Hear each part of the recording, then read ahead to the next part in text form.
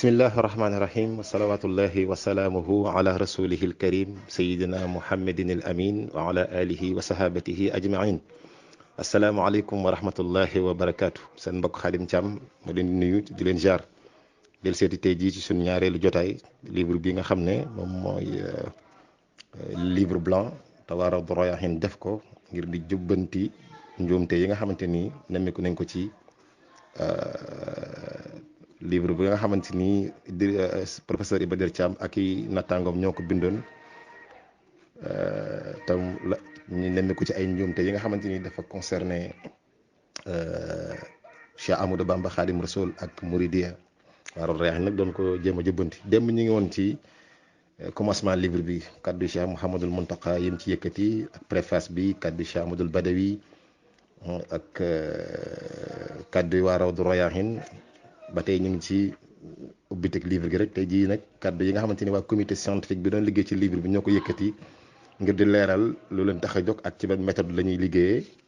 moom la ñuy incha allah tàmbalee bu ko defee nag ñu dugg nag ci dëgg-dëgg tàmbali erreur yi ak correction yi nga xamante ni am daal jubbanti gi nga xamante ni waa Rawdu Rayaahiin amal nañ ko. bismillah ñu ne kon kaddu yi nga xamante ni waa comité scientifique bi liggéey livre bi ñoo ko yëkkati ñu ngi door di wax ne livre bi maanaam livre bi ñoom ñuy bind muy livre blanc bi li ko tax a jóg dañ koy préciser li ko tax a jóg dong nag mooy indi ay jubbanti ci njuumte yi nga xamante ni nemmiku nañ ko ci volume 1A sur tome 3 bi nga xamante ni waa ñu doon jéem a bindaat histoire du Sénégal bind nañ ko njuumte yi ci nekk daal te ñeel Cheikh Ahmadou Bamba Khadim Rasoul el Mouridiya loolu rek moo leen tax a jóg. léegi ñoom bi ñu liiree texte bi rek fi saase da ngay nemmiku ne livre bi maanaam ni ñu traité le Mouridiya maanaam le mouridisme ak Cheikh Ahmadou Bamba ni ñu ko traité dafa manque dëgg-dëgg maanaam ay manquement yu bëree bëri lañ ci nemmiku maanaam daal ay rëq-rëq yu bëree bëri ñu ne li ci njëkk a nemmiku bokk na ci ne sources yi maam daal fi ñu mën a jëlee ay sources yu fiable yu wóor yu leer ngir nettali Cheikh Ahmadou Bamba dundam ak ci yoonu murit dafa mel ni yooyu yëpp dañ ko àndal teg ko nële ba noppi jëlee ay sources feneen foo xamante ni daanaka amul benn fiabilité amul dara loo xamante ni daal mën nañ cee sukkandiku ngir nettali histoire Cheikh Ahmadou Bamba ak yoonu murit ñu ne it loolu lu koy firndeel bokk na ci daje bi nga xamante ni Cheikh Ahmadou Bamba Khadim Rasoul daje na ko ak kii ñuy wax maam As Camara ca Ndar au lieu ñu dem fan war a tibbe bu histoire dëgg-dëgg ci téere yi nga xamante ni téere yu mag la yoo xamante ni dafa bind histoire Cheikh Ahmadou Bamba waaye defuñu ko daje bu toll noonu ñaari nit ñu baax ñu toll noonu seen daje ba am solo gu doy waar ñoom ñu ne ñoom daal fi ñu jëlee lii benn waaye daal moo leen ko nettali benn notable boo xamante ni xamuñu ci moom lu dul aw tur da nga la xam ci moom xamuñu ba xam kii scientifique la xamuñu ba xam kii ba bindkat la xamuñu xam gëstukat la xamuñu dara tur yi dong daal la xam ci waa ji ji leen nettali dajab Cheikh Ahmadou Bamba bi ak sëriñ bu ñuy wax maam As Camara ca Ndar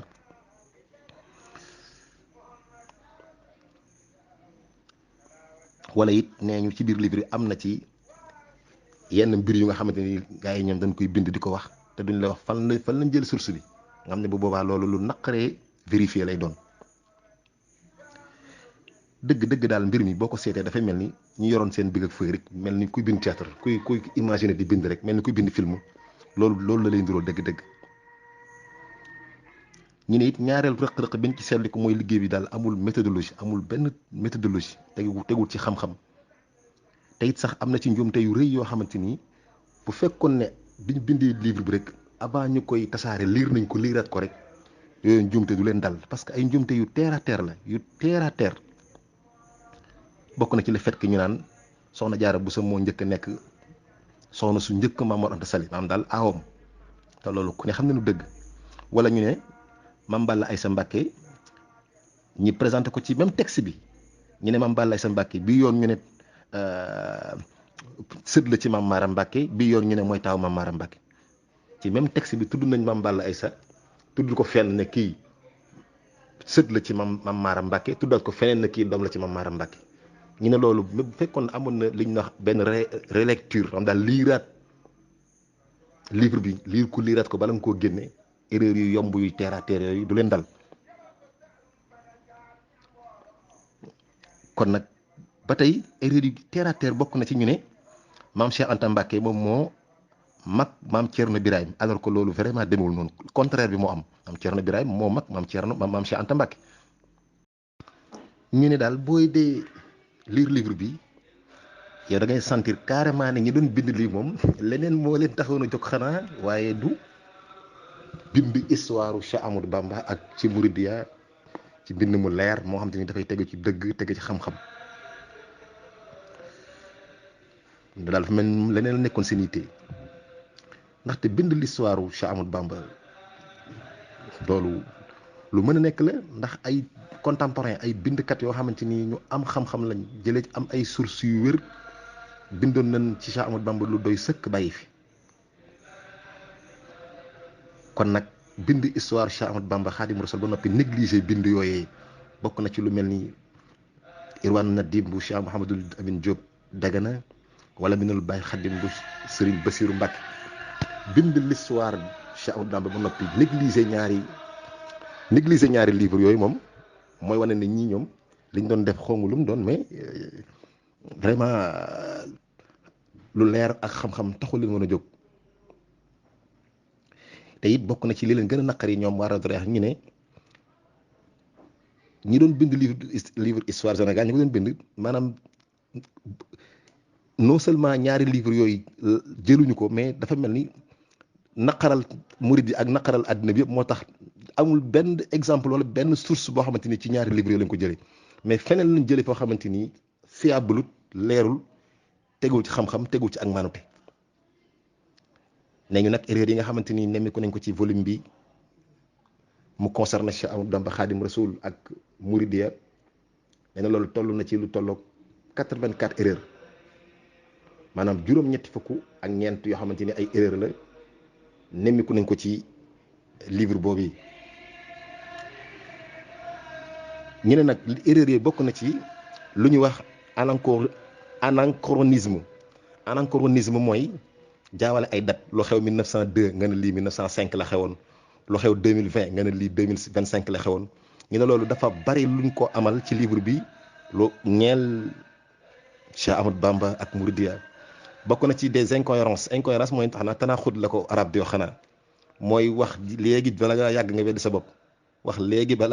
sa bopp des confusions de personnages historiques jaawale ay nit yu def benn njaloore ju rëy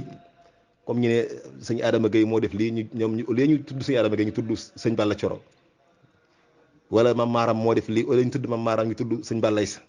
dafa bari nee na lu ñu jaxase ay nit ci ab fait boo xamante ni fait historique la erreur yooyu ne ñu def ci bari wala it ñuy mélanger ligne familiale maanaam ñu jaxase mbokk gi ñu ne kii fii bu neexee tey ñu ne kii mooy doomi diw bu njàllee fee tuuti ne kii mooy sëtu diw bu njàllee fee tuuti ne kii rakki diw la te fekk demewul noonu jàllee tuuti ne diw ak diw ñoo bokk maam fekk ne daraam araam loolu lépp demewul noonu nee ñu ba tey erreur yu mel noonu daf ci bari trop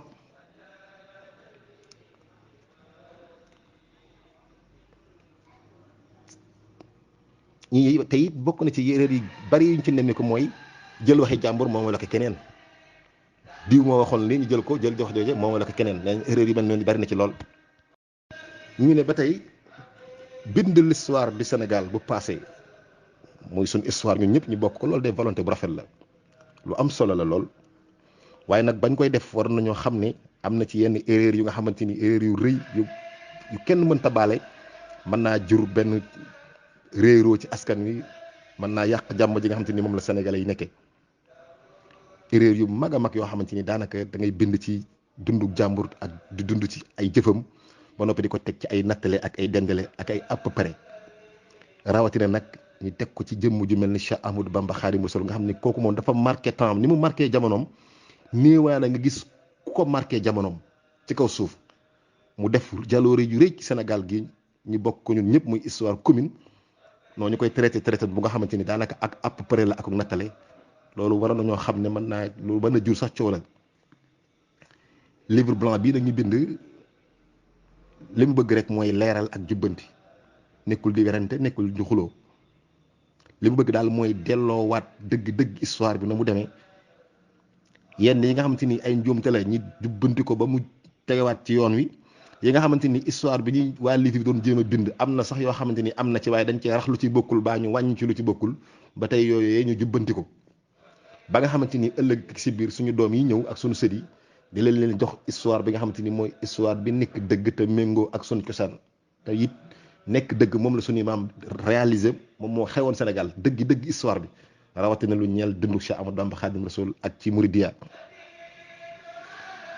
ñu ne démarche bu simple la ñuy liggéeyee ni ñuy liggéeyee mooy chaque erreur bu ñu nemmeeku ci maanaam erreur bu ñu nemmeeku ci livre bi dañuy indi texte bi ñu ko waa Iba Der Thiam ak seen mbokk yi ni ñu ko bindee woon noonu lañ koy indiwaatee duñ ci soppi dara leeral page bi mu nekk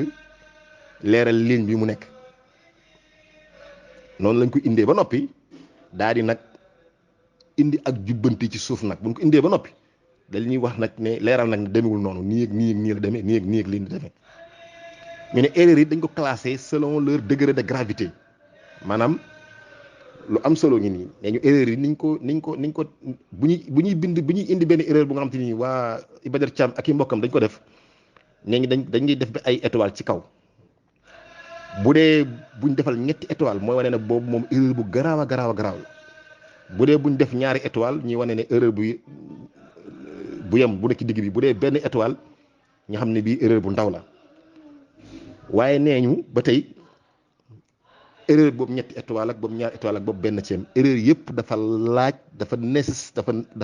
dafa jaadu ñu leeral ko jubbanti ko ba mu leer ba teg ko ci dëgg nam demee woon kàddu yooyu la waa comité scientifique bi yëkkati léegi nag ñu dugg nag dëgg ci erreur yi ak jubbanti yi nga xamante ni waa Rawdu Rayaahiin def nañ ko. erreur numéro 1 boo demee livre bii di Rawdu Rayaahiin mi nga nekk waa Rawdu Rayaahiin bind muy livre blanc bi page 19 lay tombel ñoom nag dañoo jël texte bi comme ni ko waa Iba Der Thiam ak ay naataangoom bindee la ñu indi nii mooy liñ encadré ci kaw nee ñu boo demee ci livre ba Iba Der Thiam ba ma nga nekk page 134 ligne diggante 18 ba ligne 20 ñu ne il faut noter qu'à partir de l'arbre généalogique de Mame Massamba Thiam on retrouve les liens familiaux entre Cheikh Oumar Foutiyou Tall, Cheikh Ahmadou Bamba Mbacké, El Hadji Malick Sy et Cheikh Abdoulaye Niass ñu ne Cheikh Abdoulaye Niass, El Hadji Malick Sy, Cheikh Ahmadou Bamba Mbacké, Cheikh Oumar Foutiyou Tall ñoom ñëpp ay bokk lañu am na ak càllale gu leen lëkkale ba ñu bokk jenn maam ju ñuy wax Massamba Thiam waa Rawdu Rayaahiin nag daan ne loolu lépp amut daan ne déglu leen les liens familiaux entre Cheikh Ahmadou Bamba et El Hadji Malick Sy sont avérés ñu ne Cheikh Ahmadou Bamba ak El Hadji Malick Sy day ay mbokk yu wér lañ yu amut seen benn sikk sàkk waaye mais une parenté avec les 3 autres personnes citées n'est connue ñu ne waaye yeneen ñetti nit yi ñu tudd day muy Cheikh Abdoulaye Niass Cheikh Omar Foutiyou Tall ak Mame Massamba Thiam ne ñu vraiment ñooñu lu leen boole daal ñun xamuñu ko ñun xamuñu lu ñu def ba bokk jenn maam ñun waa Rawdu Rayaahiin ñun xamuñu lool amul benn élément bu nga xam te ni mën na leen a lëkkale ñoom ban bokk benn maam. Il serait sans doute utile que les rédacteurs de l'histoire générale expliquent ce que recouvre la notion de liens familiaux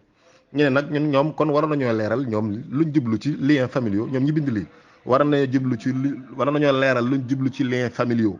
ñun liens familiaux bi ñu xam daal mooy ay bokk ñu bokk maam bokk nijaay ba bokk bàjjan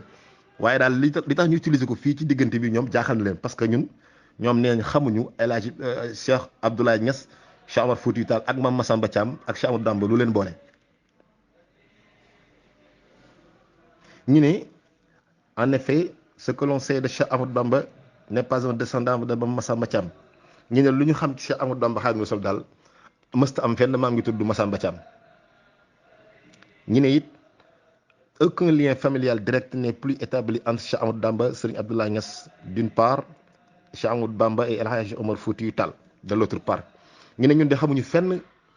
fu nga xamante ni Cheikh Ahmadou Bamba Khadimou Rassoul ak Serigne Abdoulaye Niass dañ faa bokke wala Cheikh Ahmadou Bamba Khadimou Rassoul ak Cheikh Omar Foutiyou Tall dañ faa bokke ceci n'occultant en rien les liens spirituels qui les unissent car les croyants sont des frères. Coran sourate 49 verset numéro 10 ñu ne waaye loolu nag teewut ñoom ñëpp ñu nekki bokki diine ndax alxuraan moo wax ne jullit ñëpp ay bokk lan te sourate numéro 49 verset numéro 10. remarque numéro 2 bii nag dañ ko defal ñetti étoile kon lu garaaw a garaaw la nee ñu buñ demee ci texte bi nga xamante ni moom la professeur bind ak i mbokkam ma nga nekk ca page 144 ak page 145 ñu ne Adama Gueye Djibril Gueye jàpp leen bu baax turu Djibril Gueye Adama Gueye Djibril Gueye Issa Diène Samba Diop Sam se rendit à Prokhane pour rencontrer Mamor Anta Sali. C'est au cours de ce voyage qu'ils lui signifièrent que son fils Cheikh Ahmadou Bamba devait aller à Saint-Louis où un homme de Dieu nommé Mame As Camara devait le relever au monde. ñu ne Adama Gueye sëñ Adama Gueye lañ bëgg a wax de waaye amul benn titre maam daal duñu wax sëriñ duñu wax monsieur duñu wax dara ci digg bi dañuy jaar tur bi noonu Adama Gueye Djibril Gueye Issa Diène Samba Diop Sam dañoo dem Poroxaan fekki Mamor Anta Sali ne ko sa doom jii di Ahmadou Bamba dafa war a dem Ndar seeti ku ñuy wax Mame As Camara ngir daal mu wane ko ci àddina maam daal ngir mu taal ko li xale yi wax naan diw sëñ diw moo ko taal ngir mu taal ko Mame As Camara. ñu ne ci noonu Cheikh Ahmadou Bamba quitta alors Porokhane pour aller à Saint-Louis Cheikh Ahmadou Bamba daal di jóge Porokhane dem Saint-Louis. Arrivé sur place nee ñu bi mu agsee Mame As Camara lui demanda la somme de 5000 francs avant de satisfaire ses souhaits nee na Mame As Camara ne ko il faut nga jox ma 5000 daal ngir ma mën laa taal ma mën laa ñaanal daal sa mbir baax. N'ayant pas le montant demandé, ce fut Djibril Gueye, père de Serigne Moustapha Gueye Yarwaay, qui vendait son bœuf à 4500 francs qu'il donna à Cheikh Ahmadou Bamba pour que ce dernier le remît à Mame As Camara. nee ñu bi Mame As Camara laajee sëñ Touba 5000 francs sëñ Touba amu ko nee na Djibril Gueye ñu ne ñoom ñoo wax de ñu ne bàyyi sëñ Moustapha Gueye Yarwaay allahu akbar moo dem jaay aw nagam ci juróom-ñeenti téeméer. jël juróom-ñeenti téeméer yooyu jox ko Cheikh Ahmadou Bamba moo jox ko Mame As Camara. Mame As Camara après avoir reçu l'argent et fait des prières pour Cheikh Ahmadou Bamba lui conseilla d'aller s'installer entre le Kayor et le Bawol où résidaient de nombreux ceddo. nee nañu nag bi Mame As Camara jëlee 5000 ba noppi ba ñaanal Cheikh Ahmadou Bamba Xaadimu Rasuul da ko digal ne ko demal nga sañ ci diggante Kajoor ak Bawol. nee na fa mu ko sañc loo woon jamono jooju ay ceddo yu baree bari sax ñoo fa nekkoon. C'est là que Cheikh Ahmadou Bamba rencontra, selon notre informateur, un ami de son père du nom de Samba Tukuleur Ka, qui lui a demandé de se rendre en Mauritanie pour rencontrer Cheikh Sidiye qui, selon lui, devait lui donner les éléments et les secrets qui le relèveraient au monde.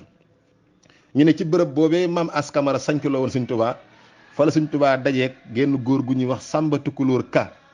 goo xamante ni xaritu Mamor Anta Sali la. nee na Samba Tukulóor Ka ne ko yow de da ngaa war a dem seeti Cheikh Sidiya Baba ca Gànnaar ngir mu jox la ay mbir jox la ay mbóot yoo xamante ni ëllëg dina la siiwal ci àddina si sëpp. pour aller en Mauritanie nee na bi Cheikh Ahmadou Bamba bëggee dem Mauritanie Cheikh Ahmadou Bamba était accompagné de Adama Gueye, Issa Diène et Samba Diop Sam Djibril Gueye. Quant à lui, ne faisait pas partie de la délégation d'après Cheikh Fall. ñu ne bi Serigne Touba bëggee dem Mauritanie ñii ñoo ko gunge Adama Gueye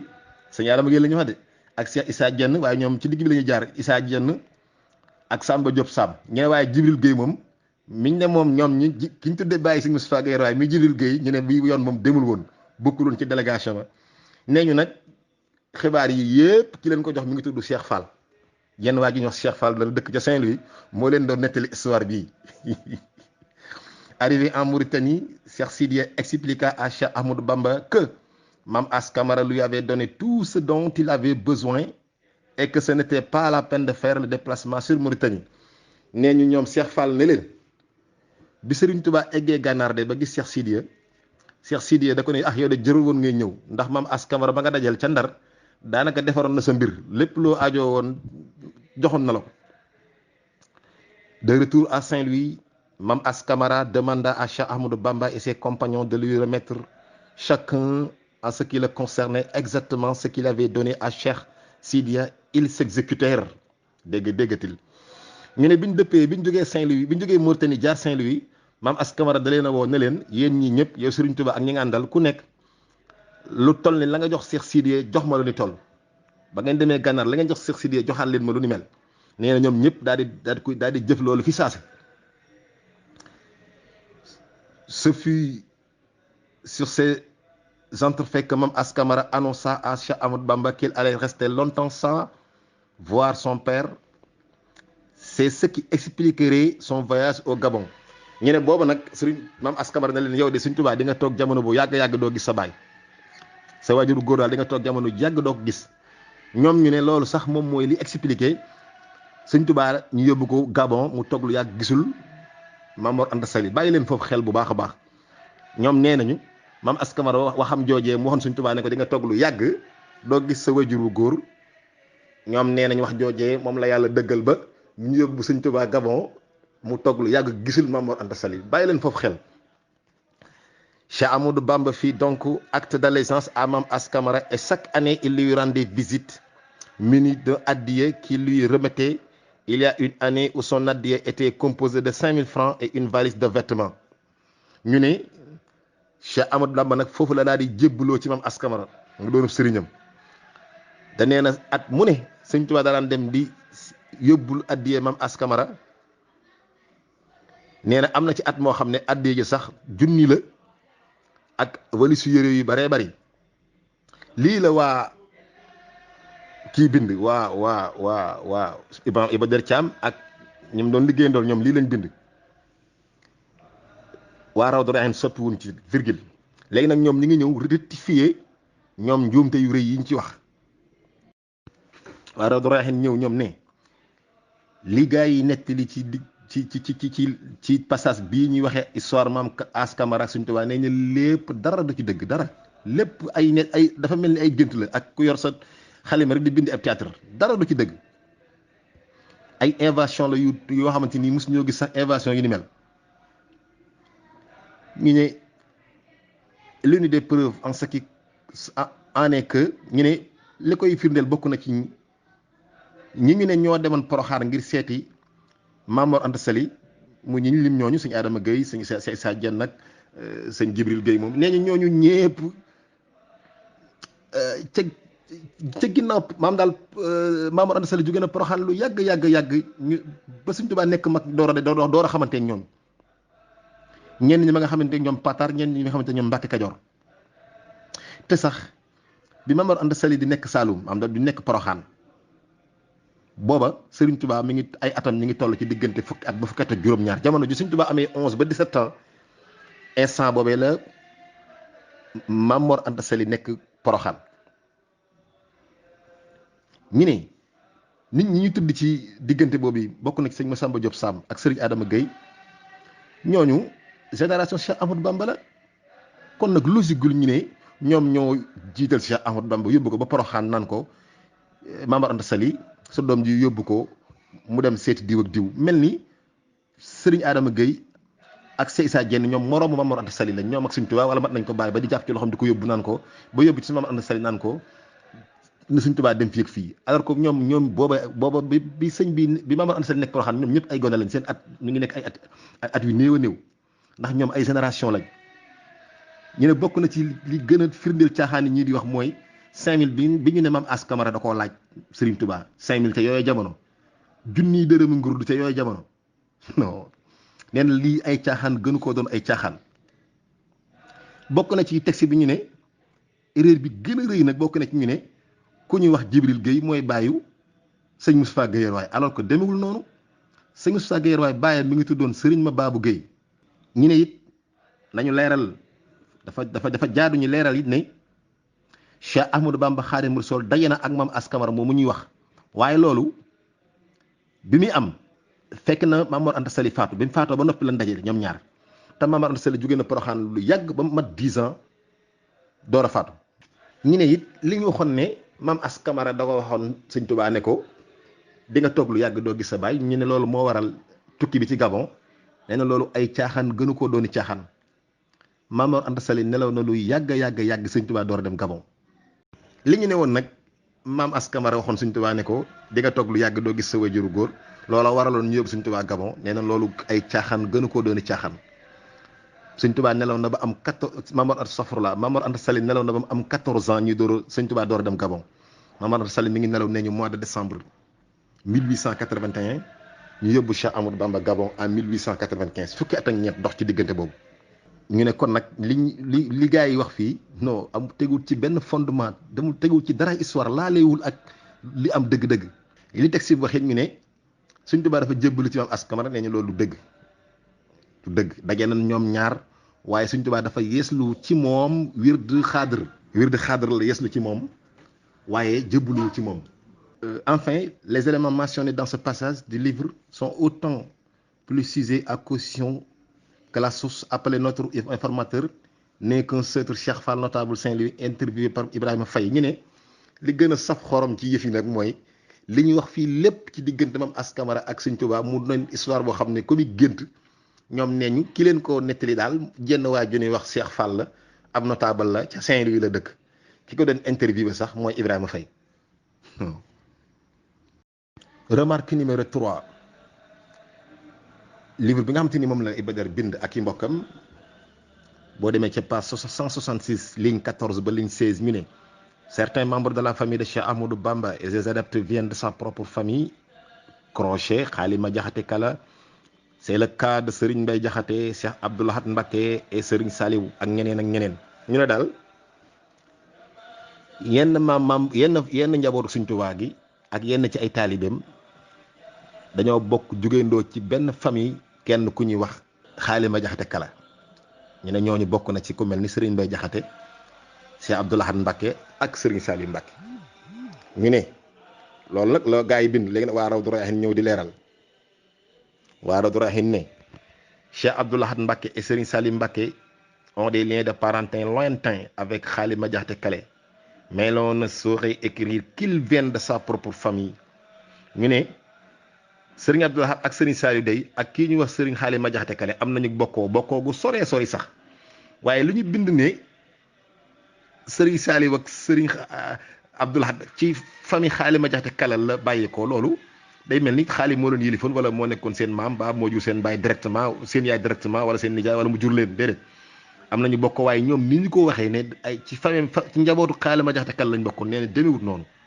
am nañu bokkoon nag waaye demewul noonu ñu ne ñaari famille yooyu maanaam daal Xaalima Jaxate Kala ak soxna Faati Jaxate ak soxna Marema Jaxate mi nga xamante ni ñooy yaayi Serigne Saliou ak yaayi Serigne Abdou Lahad am nañu bokkoo ña nga bokke ca yéri tàkko caam jaxate ak ay meeru tàkko caam jaxate seen maam yooyu ñoo bokk yéri tàkko caam jaxate ak ay meeru tàkko caam jaxate ndax ay meeru tàkko caam jaxate ak yéri tàkko caam jaxate ñoo bokk ndey ak baay yéri tàkko caam jaxate moom mooy juróom-benneelu maamu soxna Mariama Jaxate ak soxna Faati Jaxate ay meeru tàkko caam jaxate moom mooy juróomeelu maamu Xaalima Jaxate Kala ña nga bokk ci seen juróomeelu maam alors que texte bi nag moom ni mu ko waxee ni Iba Der Thiam waxee ki mbokkam dafa mel dañ ni rek kee ci njabootu Xaalima Jaxate Kala la bàyyeekoo mel ni Xaalima Jaxate moo leen jur wala moo leen yilifoon wala déedéet demewul noonu am nañu bokk waaye nag sore nañ lool ci seen juróomeelu maam lañ bokkee. Il existe par ailleurs des liens de parenté plus courts entre Xaalima Jaxate Kala, soxna Faati Jaxate et soxna Mariama Jaxate. C'est le lien pour origine lay Baaba Dikki Xëri Njaay Jaxate ñu ne it Serigne Saliou ak Cheikh Abdou Lahad seen waajur yu jigéen ñi mooy soxna Mariama Jaxate soxna Faati Jaxate am nañu ak geneen bokkoogu sax gu gën a gàtt gun bokkoo ak Xaalima Jaxate Kala mooy ñoo bokk maam ji ñuy wax Baaba Dikki Xëri Njaay Jaxate kon nag les liens de parenté entre Xaalima Jaxate Kala, Serigne Abdou Lahad Mbacké et Serigne Saliou ne sont pas donc tels que décrits dans l'histoire générale du Sénégal, qui laisse entendre que les deux fils de Serigne Touba seraient les descendants directs de Xaalima Jaxate Kala, comme les Serigne Mbaye Jaxate, qui est effectivement son fils. loolu leer la ñu ne Xaalima Jaxate Kala ak Cheikh Abdou Lahad Mbacké ak Serigne Saliou Mbacké de am nañu bokkoo ci bokkoo gu wér nag waaye nag demewul ni ko Iba Der Thiam ak i mbokkam bindee mu mel ni ñoom ni ñu ko bindee boo ko déggee day mel ni Serigne Saliou ak Sëñ Abdou Lahad ay descendant direct la am daal doom wala sët direct bu ñu xaali ma jaxte kale alors que demewul noonu waaye li ñu wax ne sëriñ Mbay Jaxate moom bokk na ak ma xaali jaxte kale xaali ma jaxte kale loolu dëgg la ndax sëriñ Mbay Jaxate doomu xaali ma jaxte kale la. remarque numéro 4 boobu nag ñaari étoile lañ ko defal kon garaaw na garaaw gu nekk gu toll ci digg bi ñu ne texte bi ma nga tolloo ca page 168 ci livre Iba Der Thiam ligne numéro 24 ak 25 ñoom ñu ne Iba Der ak i mbokkam ñu ne Cheikh Ahmadou Bamba Khadim Rasoul mi nga jëlee wirdu xadriya ci famille Cheikh Sadbou waa Rawdu Rayaahiin nag ne déedéet demewul noonu de déglu leen bu baax Cheikh Ahmadou Bamba Khadim Rasoul jëlewul wirdu xadriya ci famille ci branche u Cheikh Sadbou au contraire wirdu bi mi ngi wirdu Cheikh Ahmadou Khadim wirdu xadiru Cheikh Ahmadou Bamba Khadim Rasoul mi ngi càllaloo ci góor gu ñuy wax Cheikh Sidi Al Kabir Cheikh Sidi Al Kabir moom ñu ne mi ngi faatu en 1868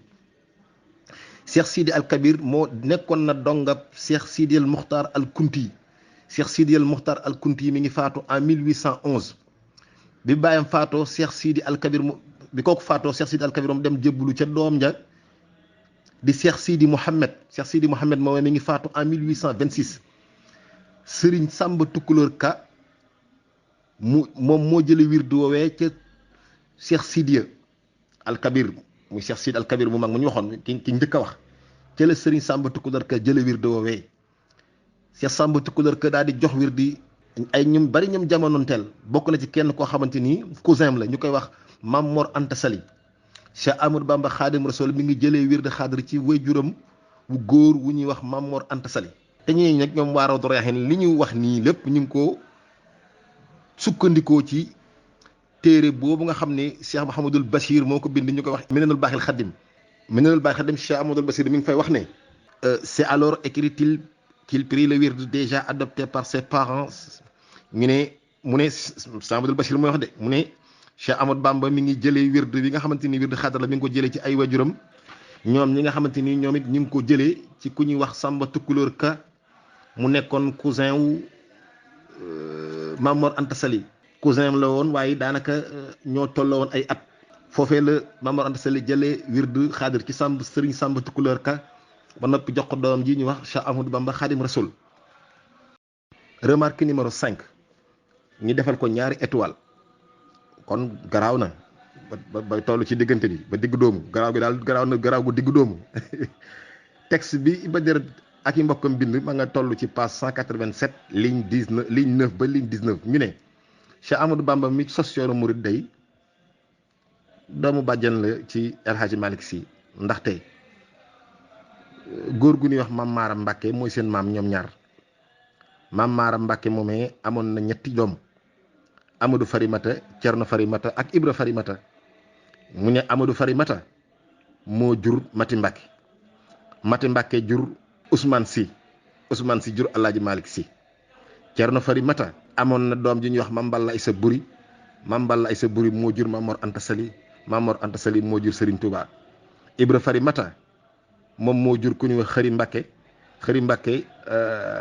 am doom ji ñuy wax Ngañ Ñang moom moo jur Safeetu Ñang moom mooy yaay Serigne Abdoul Aziz Sy Ad-Dabakh radiyallahu taala anhu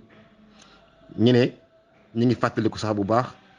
sëñ Abdoul Aziz Sy Ad-Dabakh daan na dem Touba ca Cheikh Abdou Lahad Mbacke daan fa jël ay sagari njaamam loolu la ñuy bind waa maanaam Iba Der Thiam ak i mbokkam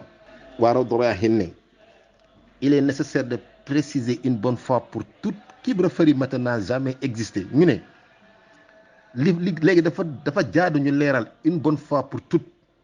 doomi Maam Maaram Mbàkke yooyu ku ñuy wax Ibra Farimata bokku ci mosu cee bokk ñii loolu ñu koy wax bari na trop mais Maam Maaram mësta am doom ju ñu xam ci Ibra Farimata loolu amul ñu bari ko xam ne mais loolu amul par ailleurs ñu ne waaye nañu leeral ne bàyyi Maam Mati Mbàkke ak Xëri Mbàkke moom mooy Cerno Ibra Farimata Mbàkke waaye nekkul ne Ahmadou Farimata moo leen jur déedéet comme ni ko gars yi bindee Ahmadou Farimata jurul Mati Mbàkke ak Xëri Mbàkke de déedéet nañu leeral ne Mati Mbàkke ak Xëri Mbàkke Cerno Farimata moo leen jur Ahmadou Farimata juru leen ñu leeral it ne Cerno Farimata Mbàkke mooy turandoo Masamba Caam maam Masamba Caam nee nañ Cerno ab dàkkandel rek mooy tekki sëriñ rek ci alpulaar mooy tekki sëriñ ci alpulaar ñu ne it maam Ousmane moom moo war a laaj ay sagaru njaam ay doomu Maam Mor Anta Sali ñoom ni ñu bokkee ndax maam Ousmane moomee doomu bàjjanu sëriñ Ousmane si la baayu Alaaji Malick si maanaam maam Ousmane moom moo war a laaj ay sagaru njaam doomu Maam Mor Anta Sali ndax Maam Mor Anta Sali ok Maam Mor Anta Sali moo nekk doomu bàjjenu maam Ousmane si bu nekk wayjuru Alaaji Malick si kon nag maam Balla mooy wayjuru Maam Mor Anta Sali it nekk frère nekk doomu baay ci Cerno Ibra Farimata Cerno Farimata moomee moom moo jur soxna Mati Mbàkke nekk yaayu maam Ousmane ne ñoom noonu lañ bokkee